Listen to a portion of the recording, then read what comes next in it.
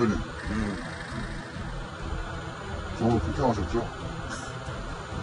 무슨 마음입니까? 웃고 싶어서 웃냐? 어? 웃고 싶어서 웃어?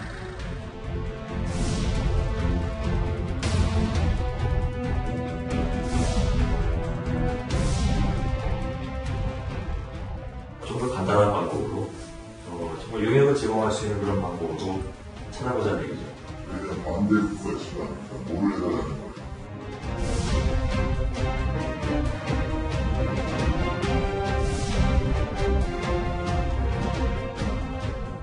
시한테도 도움이 되고 회사에도 도움이 되나 지난 몇 달 동안 저는 매우 서운했을지 모르겠지만 그런 부분을 찾아가는 그런 과정이었다고 저는 생각합니다.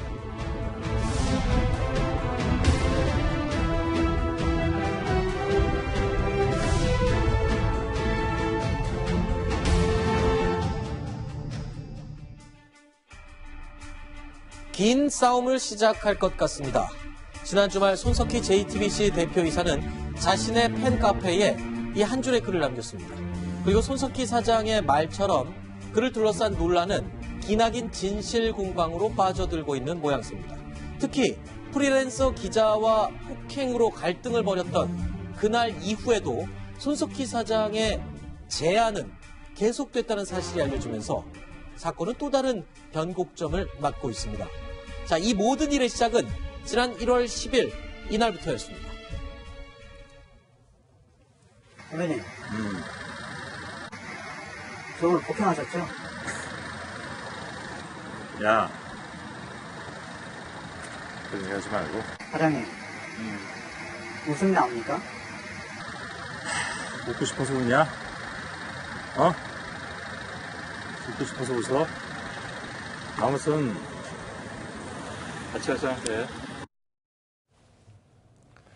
자, 폭행 논란 이후로 이 두 사람이 또 만났으리라고는 생각지도 못했습니다. 심지어 그 다음날 손석희 사장이 또 채용 문자를 보냈다라는 사실이 공개가 됐습니다. 이재명 차장 어떻게 된 겁니까? 예, 그러니까 지금 방금 보신 것처럼 10일 날 폭행이 있었다고 이제 기자는 주장하고 있는 거죠. 그렇죠. 그러고 나서 이제 아마 11일 새벽에 됐을 텐데 지금 화면 속에 봤던 그런 대화가 오간 겁니다. 네. 당연히 그러고 나면 굉장히 이제 사이가 서먹서먹해지고 뭔가 이제 경찰로 가나 뭐 이런 이제 상황이 될 텐데 바로 다음 날 손석희 대표가 기자에게 문자를 보내서 이제 지금 늘 뉴스에서 앵커 브리핑 그런 이제 작가 제안을 합니다. 정규직 전환을 조건으로 할 수 있으니 와서 일을 해라 이렇게 제안을 하게 되고 거기서 거절을 합니다. 그러고 나니까 17일, 18일 다시 이번에는 기자뿐이 아니라 기자의 변호인까지 같이 합류를 해서 새로운 제안을 합니다. 그 새로운 제안은 그냥 단순히 들어와서 일해라 정도가 아니라 매달 1,000만 원씩을 보장하는 용역을 너에게 맡기겠다 이런 제안을 한 거고 최종적으로 이제 결렬이 되고 나서 결국은 이 사건이 불거졌다. 이것이 지금 현재 나타난 상황입니다. 자, 지금까지 논란이 됐던 시점 1월 10일 폭행 이 시점에서 모든 논란이 폭발을 했죠. 그랬는데 그 폭행 논란이 있던 다음 날부터 계속 채용과 관련된 제안이 오고 가고요.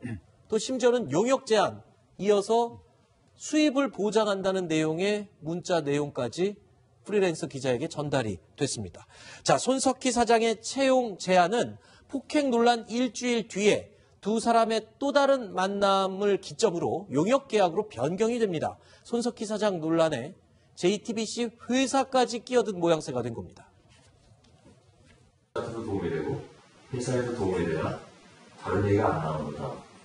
사실은 지난 몇 달 동안 매우 서운했을지 모르겠지만 그런 부분을 찾아가는 그런 과정이었다고 혼자 그렇게 여러 가지 신경 쓰이는 거고 좀 더 간단한 방법으로 정말 영향을 제공할 수 있는 그런 방법으로 찾아보자는 얘기죠. 다른 기획사 중에서 서로 의견을 맞춰서 할 수 있는 일이 있으면 영향을 줘서 해결하자. 그냥 반대국가 시간이니까 뭐를 해달라는 거예요. 잠깐만.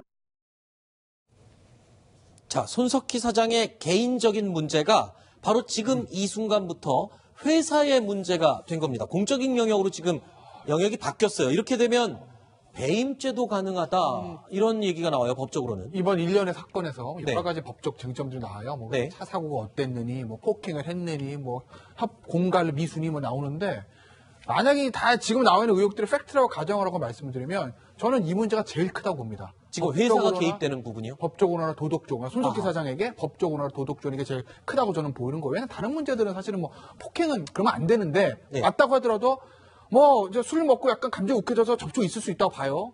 뭐 교통사고 났을 때 뭐 누가 어쩌고 저쩌고 하는데 그것도 뭐 사생활의 영역이니까 그렇다 칩시다. 이건 왜 그런지 설명을 해드릴게요. 자 보시면 손석희 사장으로 추정되는 사람입니다. 일단은 손석희 사장 측에 반응이 안 나왔으니까 문자를 보내요. 그 기자에게 2년 계약 월수 1,000만 원. 그래서 한 2년이면 한 2억 4천 정도 되겠죠? 네. 책임자 미팅. 본인이 단독이 아니라 회사의 책임자 미팅이라는 얘기예요. 네. 그리고 나서 그 다음 또 문자를 보시면 회사와 조율, 회사화라는 얘기가 나옵니다. 네. 그 얘기는 뭐냐? 저거는 손석희 차장 개인 돈으로 야 내가 당신한테 개인적으로 용역을 줄 테니까 내가 내 돈에서 한 달에 1,000만 원씩 줄게가 아니라 회사 차원에서 움직인다는 것이거든요. 네. 그러면 협박을 받았던 저 프리랜서 기사 주장대로 손석희 사장을 먼저 제안한 거건 손석희 사장 주장대로 기자가 본인한테 협박을 해서 공갈이건 간에 어쨌든 그 개인적인 차 사고와 관련된 그 문제를 수습하기 위해서 회사 돈을 가지고 거기에다 쓰는 거 아니겠습니까? 프리랜서 기자를 위해서. 그렇죠. 이게 전형적인 배임이죠. 뭐가 배임이에요? 아하. 돈이 안 나가서 배임 미수죠. 네. 그러니까 법적으로 배임 미수고 도덕적 정치로 제가 이제 왜 문제를 제기하는 거냐면 좀 억지 주장일 수도 있는데 손석희 사장의 가장 유명한 게 JTBC 뉴스룸 끝에는 앵커 브리핑 나오잖아요. 네. 만약에 모 재벌 기업의 대표이사가 개인의 똑같은 상황에서 개인의 문제를 덮기 위해서 자기를 막 취재하고 막 그렇게 하는 기자에게 회사 돈으로 자리를 만들어줘 무마하려고 했다. 네. 밝혀졌다. 손석희 사장의 앵커 브리핑에서 뭐라고 그랬을까? 저는 그게 궁금합니다. 알겠습니다. 법적으로든 도덕적으로든. 자, 처음에는 투자, 용역 계약 대신에 프리랜서 기자의 일자리였습니다. 그리고 무려 5개월 동안 손석희 사장은 프리랜서 기자에게 도움이 될 수 있는 방법들을 강구해 왔습니다. 그리고 손석희 사장은 접촉 사고를 악용해 공갈 협박을 당했다고 주장하고 있습니다. 하지만 프리랜서 기자의 얘기는 좀 다릅니다. 기사화하지 않겠다고 했더니 일자리를 먼저 제안해 왔다라는 겁니다. 두 사람의 대화를 조금 더 살펴보겠습니다. 그걸 쓰는 순간 달려들 놈들이 대한민국의 절반, 최소한 다 알죠. 근데 이제 부인할 수 없는 팩트는요, 이게 지금 옮겨지고 있다는 거거든요. 이름을 대면 알만한 인사라는 사람은 워낙에 누구죠 그게? 정치권 인사예요? 글쎄 이게 과연 정상적인 트랙 안에서 해결될지 저도 상담을 못하겠습니다. 그리고 뭐 어떤 인사라는 게 지금 야당 쪽인가요? 무슨 어느 정도 뭐 이게 대비를 해야 되는 건지 그거라도 좀 알아야 되기 때문에. 자, 현재까지 드러난 사실 가운데 명확한 것은 어쨌든 손석희 사장은 접촉사고 기사가 나지 않기를 바라고 있었다는 점입니다. 그런 와중에 이 내용이 여기저기로 옮겨지고 있다는 말을 들었다면 두려움을 느꼈을 가능성도 좀 있을 것 같아요. 이현종 의원님 어떻습니까?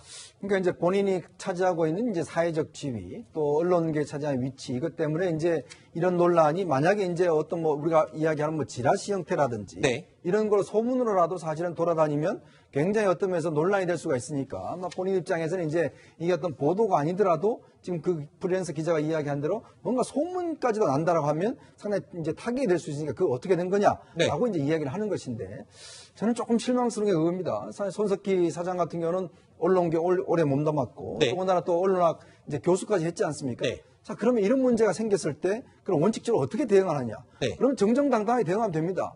문제가 예를 들어서 있으면 자 그럼 보도해라. 나는 내 돈에 해명을 붙여달라. 그러면 그 문제가 오보에 대해서는 나는 법적으로 대응을 하겠다. 이렇게 하면 끝나는 것이거든요. 네. 근데 문제는 자꾸 이제 이거를 문제를 나지 않게끔 물론 본인이 함축적으로. 가지고 하는 사회적 지위가 있기 때문에 물론 뭐 개인 입장에서는 확대되지 않길 바라겠지만 그러나 상대방에서 이런 식으로 요구를 해온다면 본인 입장에서 자꾸 제가 볼 때는 뭔가 자꾸 이렇게 물어보는 것 자체가 보면 이거는 정도는 아니다라고 생각이 듭니다. 자, 지난 2018년 9월 8일 통화가 있었던 이날은 프리랜서 기자가 손석희 사장의 접촉 사고를 취재한 지 열흘 뒤였습니다. 두 사람은 이 통화에서 이런 이야기도 나눴습니다.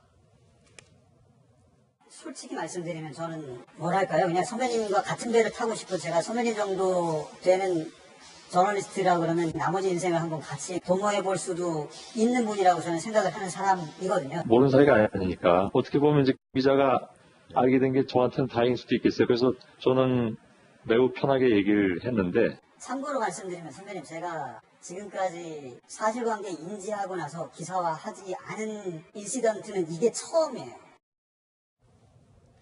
자, 두 사람의 대화를 들어보면 누가 먼저 취업을 청탁했는지는 명확하지는 않습니다. 하지만 이 통화부터 사흘 뒤에 손석희 사장이 이력서를 달라는 문자 메시지를 다시 보내게 됩니다. 그 뒤로 용역 계약까지 제안이 이어지게 됐다.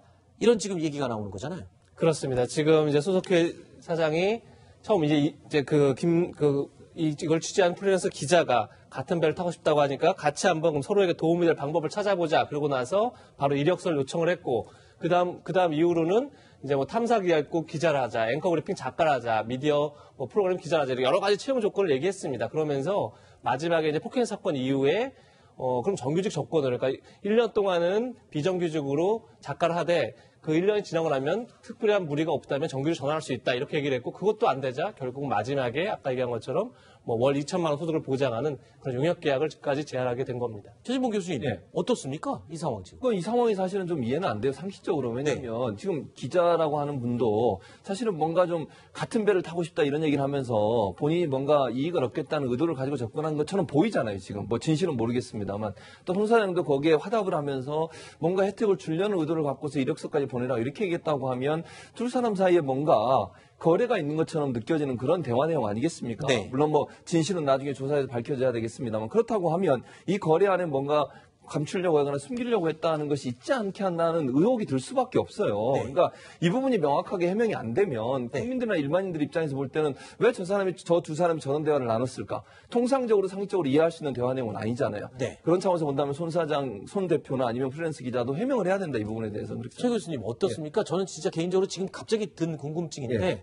본인이시라면 예. 이런 기사가 나온다면 저 정도로 그렇게 겁이 납니까? 아니, 예를 들면 손석희 대표의 해명을 들어보면 네. 본인은 그냥 모르고 갔다는 거 아니에요, 접촉사고 네. 나서. 그랬다고 하면 저는 당당하게 나설 것 같아요. 예컨대 프리랜서 기자를 당신 이렇게 공갈 협박하면 되느냐. 네. 나는 그냥 조사받겠다 그러면 기사 써라. 내가 그래, 예를 들어서 뭐 이게 뺑소니라거나 이런 문제가 되지만 손 대표 말은 본인이 인지하지 못하는 가운데 그걸 써놨었고 나중에 합의도 다 끝난 상황이에요. 이 사건 자체로만 가지고는 뭐 물론 그게 그럼에도 뭐 손석희 사장의 기사 나오는 것에서 좀 불편함이 있을 수 있지만 그렇게 크게 비난받을 내용은 아니라고 저는 보거든요. 그 사건 하나만 보면. 근데 이렇게까지 프리랜서 기자와 대화하는 내용은 상식적으로 봐서는 조금 이해가 안 되는 부분이 있습니다. 네. 아까 손석희 사장이 했던 얘기 중에 그 부분이 있어요. 대한민국의 절반이 이 얘기를 갖고 나를 달려들 거다. 그 정도로 이렇게 많고 그 정도로 지금 예민한 그런 사건이었을지 그 부분은 굉장히 의구심이 듭니다. 사실 이제 그 세월호 보도와 관련해서 사실 이제 그 앞에 천막 쳐놓고 반대해서 손석희 사장 집에도 찾아가고 하여튼 그런 여러 가지 한 분들이 많았지 않습니까? 이제 그러다 보니까 어떤 면에서 보면 본인은 상대방 예를 들어서 그분들한테 타겟이 돼 있기 때문에 이런 보도가 나오면 굉장히 확대 재생이 될 거다. 저는 그런 문제는 충분히 인식을 합니다. 그렇지만 손석희 사장은 항상 언론의 정도를 이야기를 했잖아요. 그런 분이라면 이런 식으로 대처를 하면 안 되죠. 그래서 본인이 그렇게 이야기를 했기 때문에 좀 더 정확한 원칙대로 대응했어야 되는데 그러지 못한 것이 굉장히 아쉽습니다. 이 모든 논란의 시작은 지난 2017년 4월에 있었던 접촉 사고였습니다.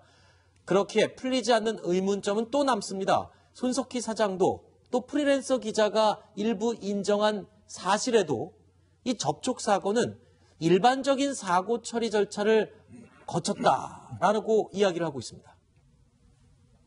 경찰이 오고 있는 상황이었는데 난 그냥 경고를 해도 된다. 그러면 가시라. 그래서 그 다음에 지가 연락을 한 거죠, 그쪽에서. 끊어봐야 되잖아요, 저 견적이라도. 그 협박 때문에 150을 준 게 좀 약점이 되긴 하겠죠, 그죠? 그게 엄청나게 침소봉대돼서 이상한 쪽으로 일이 흘러갈 거고, 뭐 여러 가지로 타격이 너무 클 수가 있어요. 그래서 150을 줬다는 건 이 사람이 무슨 약점이 있지 않겠냐라고 생각을 할 거 아니에요. 당연히 그러죠. 그게 제일 아픈 거예요. 조금 전에 이현정 의원께 잠깐 이야기를 들었지만 어떻게 보면은 충분히 굉장히 흠집 날 것을 예민하게 생각했다는 부분도 이해가 되는 부분이 있습니다. 하지만 또 액수에 대해서도 좀 의문이 남는 부분이 여전히 있고요. 어쨌든 손석희 사장이 아닌 바에는 그 정도의 긴장감 또는 압박감을 제대로 느끼지는 못할 것 같습니다. 그런데 모두의 시선이 지금 또 이 사고가 났던 장소로 향하고 있습니다. 최지봉 교수님.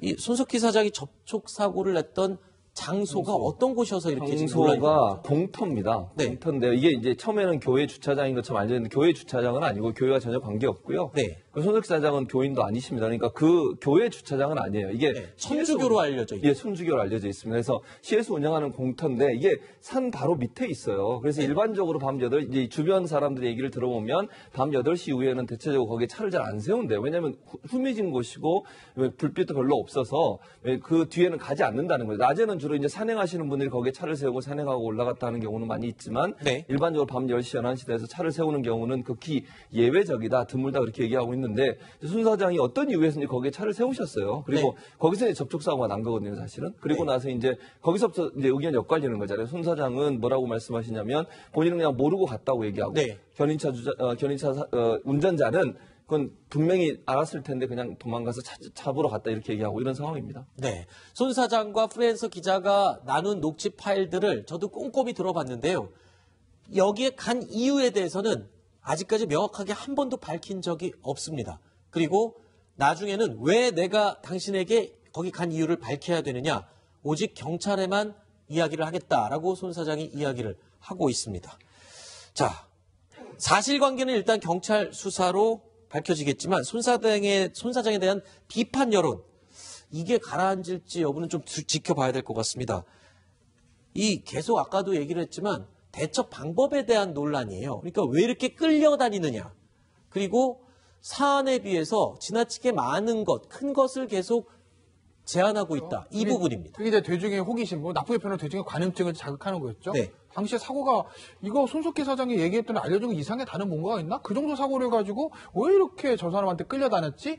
본인 주장을 따면 공갈의 미수가로 고소할 정도로 이런 얘기들이 지금 좀 오가고 있는 건데 일단은 아마 경찰에서 오늘부터 수사에 돌입한다고 합니다. 결국 이제 손석희 사장은 고소인이기도 피고소인이에요. 공갈 미수에 대해서 본인은 고소인이지만 폭행에 대한 피고소인이거든요. 조사를 받습니다. 어떤 형태로든지. 그런데 아마 그 조사를 하다 보면 결국 경찰은 그날 2017년 4월 16일 일요일 밤에 과천에서 무슨 일이 있었는지를 밝히려고 할 수밖에 없을 걸. 왜 그러냐? 지금 보시면 교통사고가 있다. 그건 팩트예요. 손석희 사장이 그 김모 기자하고 여러 가지 얘기를 하면서 취업을 해서 애썼다. 그것도 팩트입니다. 그 팩트를 가지고 손석희 사장은 공갈 미수라고 주장하고 내가 협박을 당했다고 주장하는 거고 김 기자는 아니다. 기사 못 나가게 덮으려고 손 사장이 나한테 먼저 역으로 제도 이 얘기입니다. 그게 지금 갈리는 거거든요. 공갈 미수에 대해서. 그러면 경찰 입장에서는 그걸 밝히기 위해서는 왜 이런 일이 벌어질 수밖에 없는가는 범행 동기부를 볼 수밖에 없는 거죠. 그렇죠. 그래서 공갈 미수라고 하더라도 야, 그럼 공갈 미수는 왜 그럼 이 사람이 공갈 미수라고 해서 동기가 들어가야 되거든요. 범행에서 가장 동기입니다. 그렇다면 그날 있었던 일이 무엇이길래 이 사람은 뭐 공갈을 했는지 아니면 반대로 손 사장은 그걸 덮기 위해서 이 김 기자에게 취업을 제안했는지 그거를 보기 위해서는 그날 밤의 진실을 어느 정도까지는 경찰이 파헤치려고 할 수밖에 없겠죠. 다만 이게 좀 꽤 오래된 일이고. 그렇죠. 뭐 손 사장 2년이 넘은 일이잖아요. 블랙박스가 남아있을 리도 없고 과천에 CCTV가 남아있을 리도 없고 그 주변에 차도 없었으니까 다른 차량과 블랙박스가 남아있을 리도 없었고 그렇기 때문에 특별한 목격자가 나오지 않으면 미궁에 빠질 가능성도 존재하는 거죠. 가능성은 하나 남아있죠. 그 사고를 당했다고 주장하고 있는 견인 차량은 블랙박스가 남아있을 수도 있습니다. 아직까지 그 피해자들 입장에서는 언론과 인터뷰를 했지만 신분이 노출되는 걸 극구 지금 꺼려하고 있거든요.